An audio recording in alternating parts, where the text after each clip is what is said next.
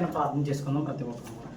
అందరూ మహాగణుడ మహోన్నతుడ వందనాలు తండ్రి. ఇదిగో మీ శ్రేష్టమైన సమయాన్ని బట్టి వందనాలు ప్రభు.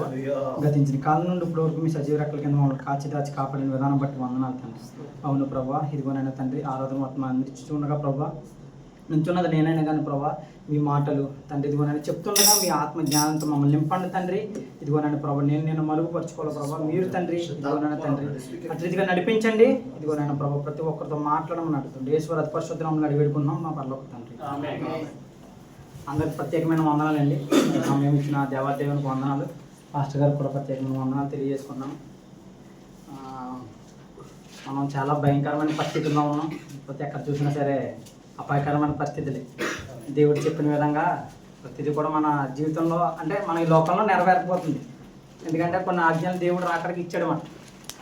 అంటే దేవుడు ఫాస్ట్గా చెప్తారు ప్రతిసారి కూడా. ఏంటంటే వాక్యం దొరికే సమయంలోనే మనం దాన్ని వినాలి, అంగీకరించాలి. ఎప్పుడైతే మనం అంగీకరింపబడతామో అది మనం దేవుని రాజ్యంలో చేరబడతాం అన్నమాట. అట్టి విధంగానే మనం కూడా ఆ వాక్యాన్ని అంగీకరించాలి. ఒక ఎగ్జాంపుల్ చెప్తానండి. ఏంటంటే ఒక ట్రైన్ వస్తుంది, ఒక అతను ట్రాక్ మీద నుంచుని ఫోన్ మాట్లాడుతున్నాడు. ఆ ట్రైన్ వస్తుంది, అది కోతేస్తుంది. కానీ కోతేసినప్పుడు ఇతను అది విని గ్రహించి పక్కకు వస్తే కనుక ఇతను కన్ఫామ్గా కాపాడబడతాడు. లేదనుకుంటే కనుక అతనే ఇంకా ఆ స్థితికి ఇంకా జరుగుతుంది అన్నమాట. అట్టి విధంగానే చాలామంది ఇక్కడ నుంచుని పాస్టర్ గారు బ్రదర్స్ అందరు కూడా నుంచుని అనేక మంది వాక్యం చెప్తున్నారు. ఎప్పుడైతే ఆ వాక్యాన్ని మనం గ్రహిస్తామో, ఎప్పుడైతే ఆ వాక్యాన్ని గ్రహించి మన హృదయాన్ని భద్రపరచుకుంటామో అప్పుడే మనం దేవుని రాజ్యానికి చేరగలుగుతాం. ఆ వాక్యానుసారమైన దేవుడిచ్చిన జీవితానికి మనం కరెక్ట్గా మనం చేయగలుగుతాం అన్నమాట. అట్టి రీతిగా మనం కూడా ప్రతి వాక్యాన్ని కూడా మనం గ్రహించాలండి. విని వెళ్ళిపోయే వారంగా మనం ఉండకుండా వాక్యాన్ని గ్రహించి అట్టి రీతిగా మనం నడుచుకోవాలని దేవుని ప్రేరణ మనం తెలియజేస్తున్నాం. ఈ చదివిన లేఖనంలో ఒకసారి మనం 6వ అధ్యాయం ఒకసారి మనం చదువుకున్నట్లయితే ఇక్కడ 2 మాటలు మనకు కనపడతాయండి. చదువుతారు ఒకసారి 6వ అధ్యాయము కీర్తనల గ్రంథము 1వ అధ్యాయం 6వ వచనమే. నీతిమంతుల మార్గము యెహోవాకు తెలియను, దుష్టుల మార్గము నాశనముకు నడుపును. ఈ చిన్న జీవితంలో దేవుడు ఇచ్చిన మనం ఈ చిన్న జీవితంలో దేవుడు కీర్తన గ్రంథం అంటారు కదా, 60 సంవత్సరాలు అధిగమించితే 70 సంవత్సరాలు. ఈ చిన్నపాటి జీవితంలో మనం ఏ మార్గం గుండా వెళ్తే పరలోకం చేర్చుకోగలం, దేవుడిచ్చిన నిత్య రాజ్యాన్ని మనం చేర్చుకోగలం, వెళ్ళగలం అనే 2 మాటలు మనం చూసుకుని ఇక్కడ 2 మాటలు మనకు కనపడుతున్నాయి. ఒకటి దుష్టుల మార్గం ఒకటి కనపడుతుంది, రెండోది నీతిమంతుల మార్గం ఒకటి కనపడుతుంది. 2 మాటలు మనం మాట్లాడాలి. ఫస్ట్ మనం దుష్టుల మార్గం, ఏ మార్గం వెళ్తే దుష్టులు ఉంటారో ఒకసారి మనం చూసుకుందామండి. సామెతల గ్రంథము 1వ అధ్యాయము, సొలొమోను గారు రాసిన సామెతలు 1వ అధ్యాయము 15వ వచనం ఒకసారి చదువుకుందామన్నా. నా కుమారుడా నీవు వారి మార్గము పోకుము, వారి త్రోవలయందు నడవకుండా నీ పాదము వెనుకకు తీసుకొనుము. ఈ మాట ఎవరు చెప్తున్నారంటే దావీదు కుమారుడైన సొలొమోను గారు చెప్తున్నారు. అతను మహాజ్ఞాని మాట. ఏంటంటే దేవుడు అతనికి నీకు ఏమి కావాలన్నా కోరుకున్నప్పుడు అతను ఒకటే అడుగుతాడు, నాకేమొద్దు ప్రభువా, నువ్వు ఇచ్చిన ప్రజల్ని నేను కాపాడడానికి నాకు జ్ఞానం నువ్వు అని అడుగుతాడు. ఆ జ్ఞానవంతుడే ఈ 15వ అధ్యాయం 1వ అధ్యాయం 15వ వచనంలో చెప్తున్నాడు. ఏమని చెప్తున్నాడు? నా కుమారుడా నీవు వారి మార్గం పోకుము, వారి త్రోవల యందు నడవకుండా నీ పాదాలను వెనక్కి తట్టుము. ఎవరి మార్గంలో మనం వెళ్ళకూడదు? ఒకసారి పైన ఉందండి 10వ వచనం ఒకసారి చదవన్నా. అదే నా కుమారుడా పాపులు నిన్ను ప్రేరేపింపగా ఒప్పకము. పాపంలో మనం నడవడానికి అనగా పాపం అంటే దుష్టుల మార్గంలో నడవడానికి అనేక మంది మనం ప్రేరేపిస్తారండి. ఏదో ఒక విధంగా దుష్టుడు మనల్ని ప్రేరేపిస్తాడు. అంత జ్ఞానవంతుడే, అంత జ్ఞానం కలిగిన వాడే ఒక్కొక్క సమయంలో పాప మార్గంలో దుష్టుల మార్గంలో ప్రవేశించాడు. ఆ అనుభవంతో ఈరోజు మనకి చెప్తున్నాడు. ఈరోజు సామెతల గ్రంథంలో ఈరోజు రాపిస్తున్నాడు. ఏమని? నా కుమారుడా పాపం నిన్ను ప్రేరేపింపక ఆ మార్గం పోకు అన్నాడు. అదే 11వ అధ్యాయం ఒకసారి చదవన్నా. మాతో కూడా రమ్ము, మనము ప్రాణము తీయటకే కొంచెందుము, నిర్దోషమైన పట్టుకున్నటకు దాగి ఉందుము. 12 కూడా చదవను ఒకసారి. పాతాళము మనుషులను మృంగివేయనట్లు వారిని జీవముతోనే మృంగివేయును. సమాధిలోనికి దిగువారు మింగబడినట్లు వారును పూర్ణ బలముతో నుండగా మనము వారిని మృంగివేయుదుము రమ్ము అని వారు చెప్పినప్పుడు ఒప్పకము. ఇక్కడ చెప్తున్నారండి, ఎంత బలవంతుడైనా కానీ పాపం ఒకసారి ప్రేరేపించి ఎప్పుడైతే పడిపోతామో అప్పుడు మనం దుష్టుల మార్గంలో ప్రవేశించినట్టే. ఇక్కడ అన్నాడు,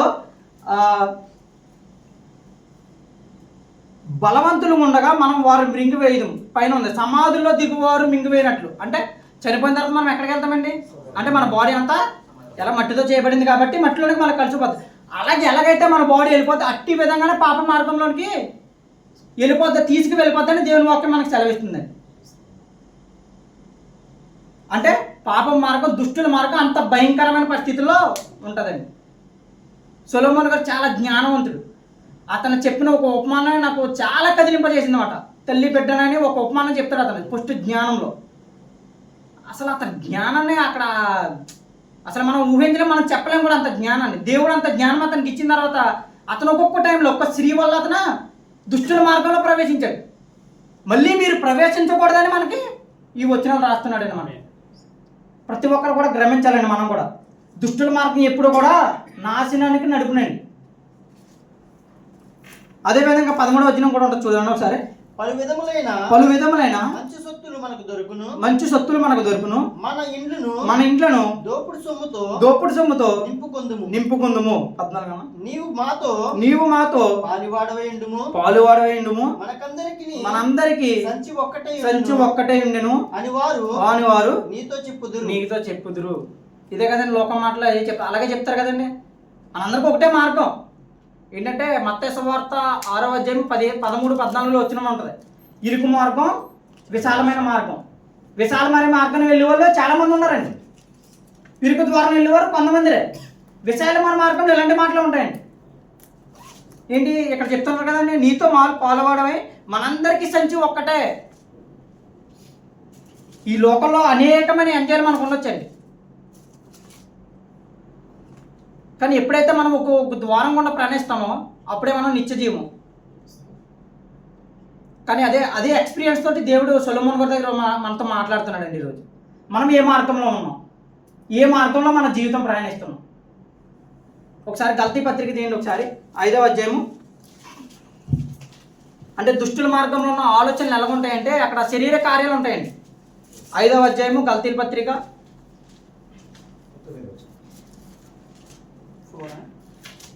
చదవండి. అక్కడ 5వ అధ్యాయంలో ఉంటుంది 19వ వచనంలో. స్పష్టమైనవి అవేవనగా జారత్వము, అపవిత్రత, కామత్వము, విగ్రహారాధన, వ్యభిచారము, ద్వేషములు, కలహములు, మత్సరములు, క్రోధములు, కక్షలు, భేదములు, విమతములు, అసూయలు, మత్తతులు, అల్లరితో కూడిన ఆటపాటలు మొదలైనవి. ఎప్పుడే ఈ ఆలోచన కలిగిన ప్రతి ఒక్కడు కూడా దుష్టుల మార్గంలో ఉన్నట్టే. దుష్టుల మార్గంలో ఉన్న వాళ్ళ మాటలు కానీ, వాళ్ళ ఆలోచన కానీ, వాళ్ళ తలంపులు కానీ, వాళ్ళ సిచ్యువేషన్ ప్రతి ఒక్కటే కూడా ఇటువంటి కలిగి ఉంటాయండి. దుష్టుల మార్గంలో ఎప్పుడైతే మనం ప్రయాణిస్తామో, ఆ దుష్టుల మార్గం ఎప్పుడైతే మనం ప్రయాణిస్తాం దాని డెస్టినేషన్ ఏంటంటే మనకి క్లియర్గా కనబడుతుంది, నరకమేనండి. ఇంకోటి మనకి మార్గం లేదు. మనకి ఎన్ని మార్గాలు ఉన్నాయండి క్రైస్తవులకి? 2 మార్గాలు ఇరిమియా గ్రంథంలో ఉంటుంది. ఒకటి పరలోకానికి, ఒకటి నరకానికి. 2 మార్గాలు. ఆ 2 మార్గాల్లో మనం బ్రతుకున్నప్పుడే మనం తెలుసుకోవాలి. మన ఎగ్జాంపుల్ లాజరును ధనవంతుడు, అది మీకు లాస్ట్లో నేను చెప్తానండి. దుష్టుల మార్గం నాశనం నడుపును. ఎప్పుడైతే మనం అటు ఆలోచనలు ఉంటామో, ఎప్పుడైతే అటు తలంపులు ఉంటామో, దుష్టుల మార్గంలో ఇటువంటి ఆలోచన కలిగి ఉంటామో ఎప్పటికైనా కూడా పరలోకం చేర్చుకోలేము. దేవుడిచ్చిన నిత్యరాజ్యాన్ని మనం పొందుకోలేము. మనం ఈ లోకంలో బ్రతుకుతున్నామంటే దేవుడిచ్చిన గొప్ప భాగ్యం మనం ఎంచుకున్న మనం దేవుని వాక్య ప్రకారం మనం జీవించాలి. అప్పుడే మనం దేవుడిచ్చిన జీవితానికి సంపూర్ణం చేసినట్టే. లేకపోతే లోకంలో ఉన్న వాళ్ళకి మనకి సంబంధం లేదు. ఒకసారి ఇశ్రాయేలుని చూసుకుందాం. ఎంతమంది వాళ్ళు? 6 లక్షల కాలబేనం. ఇది మామూలుగా చిన్నపిల్లలందరినీ తీసేసి 6 లక్షల మంది దేవుడు ఫరో బానిసత్వంలో విడిపించింది. అలా దేవుని రాజ్యాన్ని చేరుకోగలిగారా 6 లక్షల మంది? వాళ్ళు ఏ మార్గంలో ప్రవేశించి ఉంటారండి? ఒకసారి తీయండి. ఇర్మియా గ్రంథము 2వ అధ్యాయం 4వ వచనం, 2వ అధ్యాయం 17వ వచనం, 17వ వచనం. ఇర్మియా 2వ అధ్యాయం 17. నీ దేవుడైన యెహోవా నిన్ను మార్గంలో నడిపించుచుండగా నీవు ఆయనను విసర్జించుట వలన నీకు నీవే ఈ బాధ కలుగజేసుకుంటువి కదా. ఇశ్రాయేలు గురించి మాట్లాడుతున్న మాట అండి.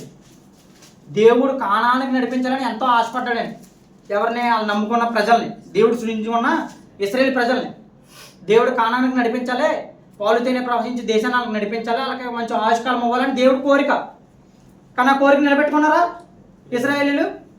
ఎర్ర సముద్రం 2 పాయలు చేసినప్పుడు వాళ్ళకి మాట అంటారండి. ఏమంటారు? మాకు ఐగుప్తుల్లో సమాధులు లేవని ఇక్కడ తీసుకొచ్చితవా? అది ఏ మార్గంలో ఉన్నట్టు దేవుడికి తెలియదండి. ఏ మార్గంలో దేవుడు నడిపించాలని కోరుకున్నాడు, కానీ వాళ్ళు ఏ మార్గంలో నడిచారు?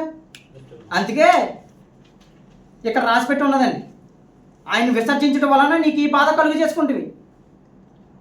6 లక్షల మందిలో 2 వెళ్తారండి కానాని దేశం. ఎంత భయంకరమైన పరిస్థితుల్లో ఉన్నారంటారు. అయినా దేవుడు ప్రేమిస్తూనే వచ్చారు. ఈ రోజులో మనం ఎక్కడున్న వాళ్ళని చూసుకుందామండి. లోకాన్ని వద్దు, ఎక్కడున్న 10 మందిని మనం చూసుకోవచ్చు. మనం ఏ మార్గంలో ఉన్నాం? ఇశ్రాయేలు నడిచిన మార్గంలో మనం నడితే కనుక మనం పరలోకం పొందుకోలేము.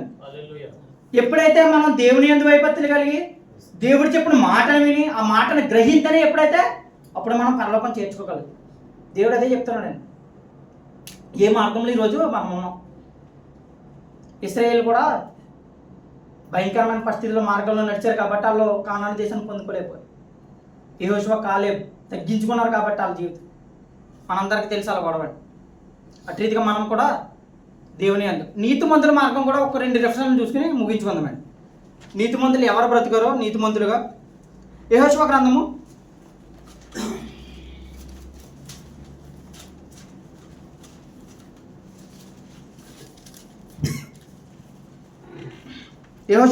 1వ అధ్యాయము 8వ వచనం చదవండి ఒకసారి.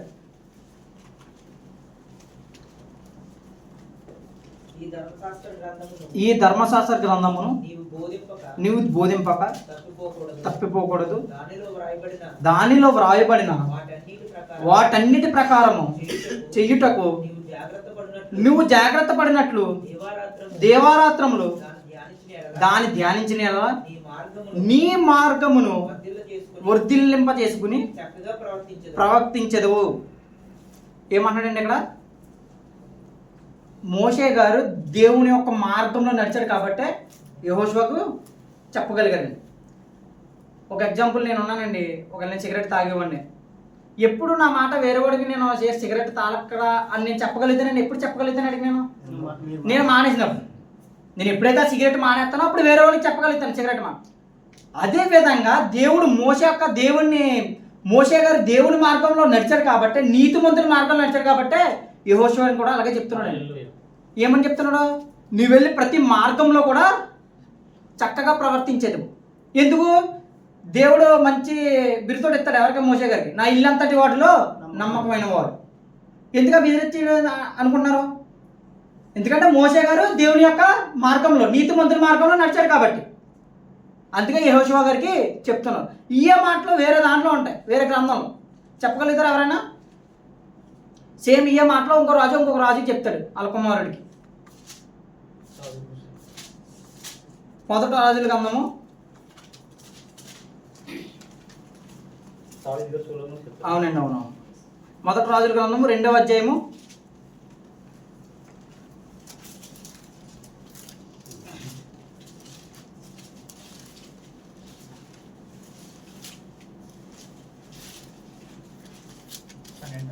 2వ అధ్యాయము 3వ వచనం చదవన్నా. ఇక్కడ కూడా సేమ్ మాటలు అతనే ఉంటాయి. నీ దేవుడైన యెహోవా అప్పగించిన దానిని కాపాడి ఆయన మార్గంలో అనుసరించి ఎడల ఏ పని పూనుకున్నాను, ఎక్కడికి తిరిగినాను అన్నిటిలోనూ వివేకముగా నడుచుకుందువు. ఇక్కడ ఏమంటున్నాడండి, ఇక్కడ కూడా దావీదు కూడా అతని మార్గంలో నడిచిన వ్యక్తిలాగానే మనకు కనపడుతున్నాడు. నీతిమంతుల మార్గంలో నడిచిన వ్యక్తిలాగా మనకు కనపడుతున్నాడు. నీతిమంతుల మార్గంలో నడిచాడు కాబట్టే వాళ్ళ కుమారుడైన సొలొమోను గారు చెప్తున్నాడండి, నువ్వు ఆయన మార్గంను అనుసరించిన ఎడల, ఎవరి మార్గం మనం అనుసరించాలండి? దేవుడైన యెహోవా మార్గమును వలన మనం అనుసరించాలి. ఎప్పుడైతే మనం అనుసరిస్తామో నువ్వు ఏ పని పూనుకున్నా చక్కగా నడిచేదవు అని దేవుని వాక్యం మనకు సెలవిస్తుంది. అలాగా మనం ఆది కాండం నుండి ప్రకటన గ్రంథం ఏ భక్తుడు తీసుకున్నా కానీ నీతి మార్గంలోనే అనుసరించాడు. ఒక యోబు గారిని తీసుకుందాం, ఒక హిజ్కియా గారిని తీసుకుందాం, ఒక యోసేపు గారిని తీసుకుందాం, ఒక అబ్రహాం గారు తీసుకుందాం. ఇలాగా ప్రతి ఒక్క భక్తుని మనం తీసుకున్నట్లు అందరూ కూడా అక్కడ ఏ మార్గంలో ప్రవేశించారనుకున్నారు? నీతి మార్గంలో ప్రవేశించారు కాబట్టి దేవుని యందు ఒక గొప్ప స్థానాన్ని పొందుకున్నారు. విశ్వాసులు వీళ్ళ జాబితా ఉంటుందండి. ఆ జాబితాలో చేరబడ్డారంటే దేవుని యొక్క మార్గంలో నడుచుకున్నారు. మరి ఈరోజు కూడా మనం నడవక్కర్లేదు తిన్న అతని మార్గంలో నడవాలి కాబట్టి దేవుడి 66 పుస్తకాల గ్రంథం మనకి ఇచ్చాడు. ఎందుకంటే ఆ మార్గంలో మనం నడవాలి. ఒక్క ఆత్మ కూడా నశించడానికి దేవుడు ఇష్టం లేదని పేతురు పత్రికలో ఉంటుందండి. నశించి ఇచ్చేయింపగా ఒక్క ఆత్మ కూడా. మరి ఎన్ని సంవత్సరాలు మనం వస్తున్నాం, మన జీవితాలు ఎలా ఉన్నాయి, మన మార్గం ఎటు ఉంది, ఏ మార్గంలో మనం నడుస్తున్నాం? నీతిమంతుల మార్గంలో మనం నడుస్తున్నామా, దుష్టుల మార్గంలో నడుస్తున్నాం? ఇంక్లూడింగ్ మీ ఆల్సో, నేను కూడా ఆలోచించుకోవాలండి అమ్మా. ఎందుకంటే దేవుని వాక్యం చాలా గొప్పది. ఏ మార్గంలో మనం నడుస్తున్నాం అనేది మనం ఆలోచించుకోవాలి. చాలా భయంకరమైన పరిస్థితుల్లో మనం ఉన్నాం. మనకి రెండు మార్గాలు. ఒకసారి ఇర్మియా గ్రంథం తిండి, అది ఒకసారి నేను చూపెట్టి.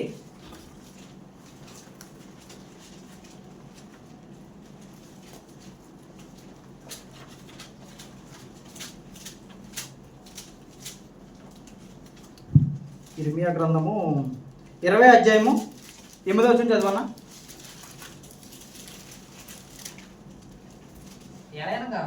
ఇర్మియా గ్రంథము 21వ అధ్యాయము 8వ వచనం. 21:8. నీ ప్రజలతో నీ విట్లనము యెహోవా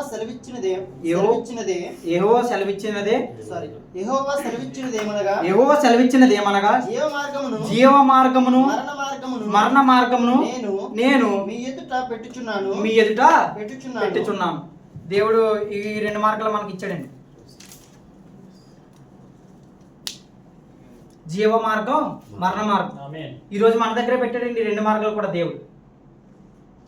దేవుడు ఆ రోజు ఎలాగైతే దేవుడు ఇశ్రాయేలు ప్రజలకి చెప్తున్నాడో జీవ మార్గము మరణ మార్గము మీ ముందు పెట్టానని దేవుని వాక్యం సెలవిస్తుంది. ఈ రోజు కూడా దేవుడు మన ముందు పెట్టాడు జీవ మార్గం, మరణ మార్గం. ఎప్పుడైతే ఈ 2 మార్గాల్లో మనం ఎంచుకుని ఏదైతే మనం పరలోకం చేస్తుంది అని మనం విశ్వసించామో ఆ మార్గంలో మనం ప్రవేశించాలని దేవుడు ఈరోజు చెప్తున్నాడు.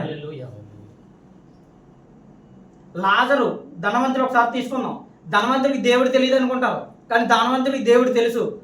ఇప్పుడు వేరే వాడి దగ్గరికి వెళ్ళి అబ్రహాం గురించి చెప్తే, అన్యుడి దగ్గరికి వెళ్ళి అబ్రహాం గురించి చెప్తే అతను ఏందో ఎవరు అబ్రహాం అని అడుగుతాడు. కానీ దేవుడు మరి ధనవంతుడు ఏమన్నాడండి పరలోకంలో, అది నరకానికి వెళ్ళిపోయిన తర్వాత, అబ్రహాం కుమారుడా నన్ను జ్ఞాపకం చేసుకున్నాం అన్నాడు. అంటే ఇతనికి తెలుసు అబ్రహాం ఎవరో. ఈరోజు కూడా నువ్వు నేను ఈరోజు దేవుని తెలుసుకున్న మనం నరకంలో ప్రవేశించడానికి దేవునికి ఏమాత్రం ఇష్టం లేదండి. ఆ ధనవంతుడు డబ్బున్నంత వరకు లోకంలో జీవించి లోకంలో ఉన్న ఆశలన్నీ అనుభవించాడు. గల్తీ పత్రిక 5వ అధ్యాయంలో శరీర కార్యాలన్నీ అనుభవించాడు డబ్బు ఉంది కాబట్టి. అతని డెస్టినేషన్ ఎక్కడికి వెళ్ళింది? ఈ మార్గంకి వెళ్ళింది అతని డెస్టినేషన్. ఈ మార్గానికి వెళ్తే యెషయా గ్రంథము 66వ అధ్యాయం లాస్ట్ వచ్చిన ఉంటుంది, అగ్ని ఆరదు పురుగు చావదు. ఈ మార్గానికి ఎప్పుడైతే మనం ఎంచుకున్నామండి, అదే దేవుని యొక్క మార్గాన్ని మనం విని దేవుని యొక్క ప్రతి ఆజ్ఞను గైకొని లాజర్లాగా ఉన్నా లేకపోయినా మన జీవితాన్ని దేవుడు సమర్పించుకుంటే దేవుడి మార్గాన్ని అవ్వడానికి మనం సిద్ధంగా ఉన్నాడు. అందుకే జీవ మార్గము మరణ మార్గము మన ముందే పెట్టాడు. లోకంలో చూస్తున్నామండి ప్రతి ఒక్క భయంకరమైన పరిస్థితిని. తుఫాను గురించి చాలామంది అనుకుంటున్నారు. బైబిల్ చూసినప్పుడు మనం లోకాన్ని చూడాలి. బైబిల్ 2వ తిమోతి పత్రిక 3వ అధ్యాయం ఒకసారి చదవన్నా, ఫస్ట్ మాట చదువు. 2వ తిమోతి 3వ అధ్యాయం ఫస్ట్ మాట చదవన్నా.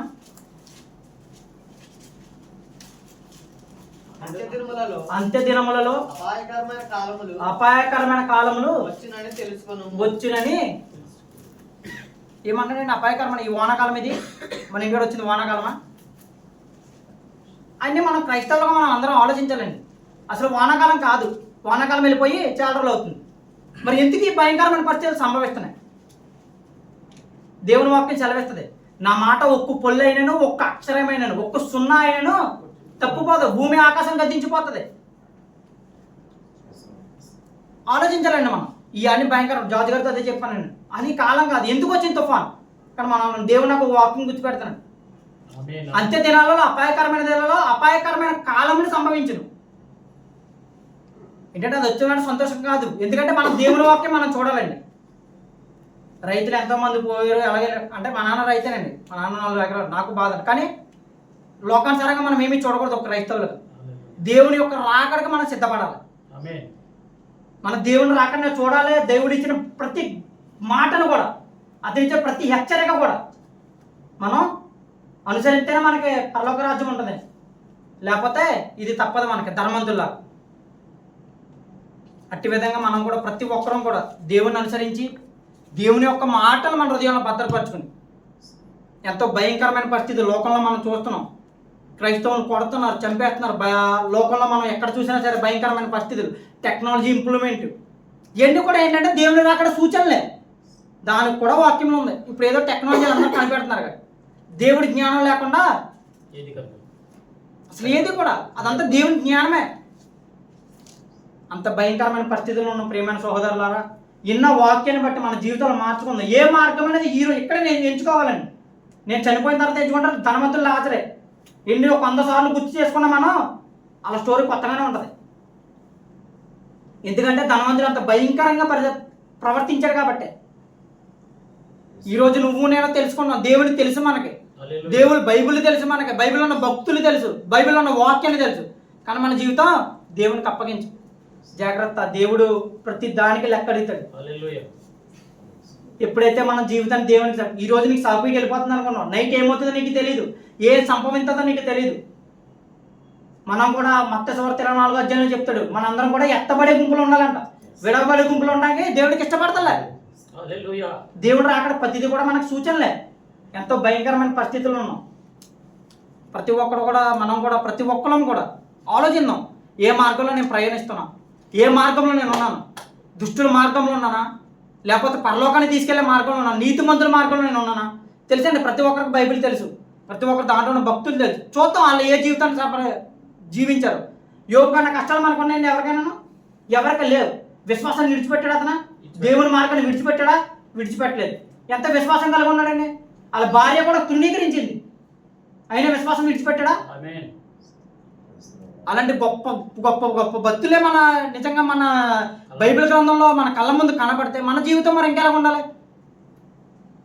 స్టెఫెన్ గారు రాళ్ళతో కొట్టబడి చనిపోయారు. మరి అతనా? వీళ్ళందరూ శిష్యులందరూ అత్తసాట్లు అయిపోయారు. మన వాళ్ళు మరి ఏ మార్గంలో ప్రవేశిస్తే అంత ధైర్యం మనకు వచ్చింది? ప్రతి ఒక్కరం కూడా నీతి మార్గం, నీతి మార్గం, మనం అందరం కూడా నీతి మార్గం. ఒకసారి చదువుకుందాం అన్న, అది కీర్తనలో 1వ అధ్యాయం 1వ వచనం.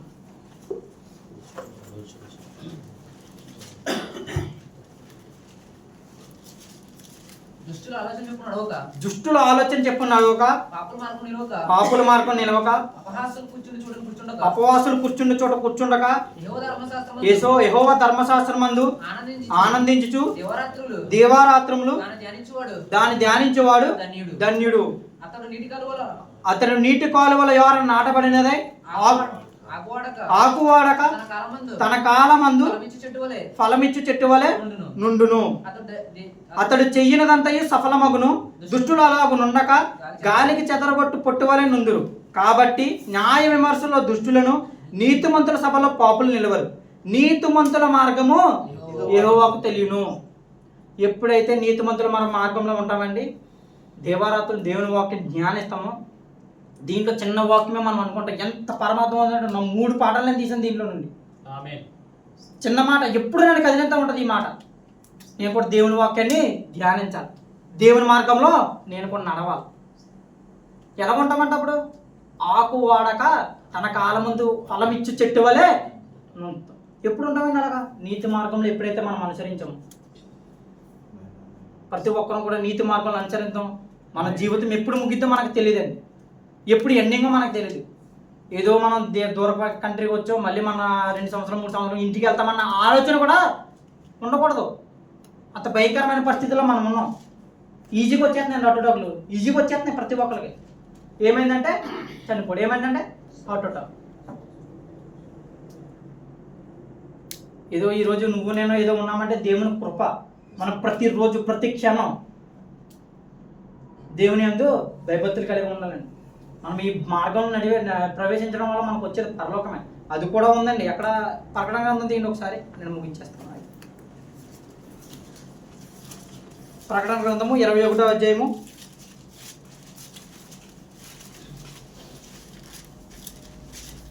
24వ వచనం చదవన్నా. 24 అన్న 21 24 ప్రకటన. జనములు దాని వెలుగునందు సంచరించురు. ఏ వెలుగునందండి? పరలోకంలో దేవుడు అక్కడ ఒక పైన రాశాడు, పరలోకంలో వంటి వెలుగును అంతా అతను సంచరిస్తాను. గొర్రెపిల్లే దానికి దీపం. దేవుడి ప్రకటన గ్రంథంలో పరలోకం గురించి అనేక విషయాలు మనకు రాసి పెట్టాడండి. మనం కూడా వెలుగును చూడాలంటే దేవుని మార్గంలో మనం నడవాలండి. పరలోకానికి వెళ్ళే మార్గంలో ప్రతి ఒక్కరు నడవాలండి. మన పాప రోత జీవితాన్ని విడిచిపెట్టుకుని మన ఆలోచనలన్నీ చంపుకుని దేవుని యొక్క మార్గంలో ఎప్పుడైనా నడుస్తామో అప్పుడే మనకు పరలోకమండి.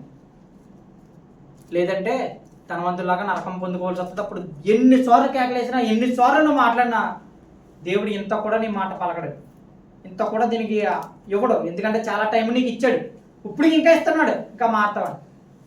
ప్రతి ఒక్కరు ఎన్నో వాక్యాన్ని బట్టి ప్రతి ఒక్కరు కూడా మన జీవితాలు మార్చుకుందాం. దేవుని యొక్క మార్గం ఏదో తెలుసుకుని ఆ మార్గం మీద మనందరం ప్రయాణిస్తాం. దేవుడి చిన్న వాక్యం మన దిగుల్లో ఉంచును గాక. చిన్న ప్రార్థన చేసుకుందాం. మహాగణుడ వందనాలు తండ్రి, ఇదిగోనైనా ప్రభా ఇచ్చిన సమయాన్ని బట్టి వందనాలు ప్రభా. అవును తండ్రి, ఏ మాటలైతే చెప్పమన్నారు తండ్రి చెప్పాను ప్రభా. ఇదిగోనైనా తండ్రి మంచి నేల మీద ఫలించు చెట్టుల వల్లే తండ్రి ఇదిగోనైనా ప్రభా ఎలాగైతే ఫలించదో తండ్రి అట్టి రీతిగా ప్రతి ఒక్క జీవితాలు కూడా తండ్రి అట్టి రీతిగా ఫలించడానికి సహాయం దయచేయమని అడుగుతున్నాను తండ్రి. ఇదిగోనైనా ప్రభా ముందున్న సమయాన్ని కూడా మీ చేతులకు అప్పగిస్తున్నాను తండ్రి. దుష్టుడు ఏ మాత్రం కూడా తండ్రి వాక్యాన్ని దొంగిలించకుండా హృదయం అనే పలకల మీద రాసుకుని ప్రభా ఇదిగోనైనా అట్టి రీతిగా మీ నీతి మంతుల మార్గంలో ప్రవేశించడానికి సహాయం దయచేయమని అడుగుతున్నాను తండ్రి. ఆమేన్.